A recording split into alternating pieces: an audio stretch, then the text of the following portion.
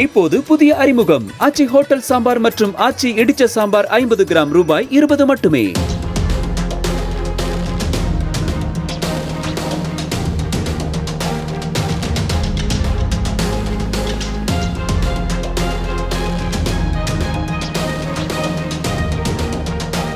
திருப்பத்தூர் மாவட்டம் வீரணமலை மலைச்சாலையின் வளைவில் திரும்பும்போது ஓட்டுநரின் கட்டுப்பாட்டை இழந்து தடுப்புச் சுவரை உடைத்துக் கொண்டு பள்ளத்தில் கவிழ இருந்த லாரியை ஓட்டுநர் சாதுரியமாக நிறுத்தியதால் பெரும் விபத்து தவிர்க்கப்பட்டது. உத்தரப்பிரதேசத்தில் இருந்து துவரம்பருப்பு ஏற்றி வந்த லாரி விபத்தில் சிக்கி பள்ளத்தை நோக்கி நின்ற நிலையில் ஓட்டுநர் இம்ரானும் கிளீனரும் கீழே இறங்கி உயிர் தப்பியுள்ளனர். 2 ஜேசிபிகள் மூலம் லாரி மீட்கப்பட்டு அனுப்பி வைக்கப்பட்டதாக அம்பலூர் போலீசார் தெரிவித்தனர்.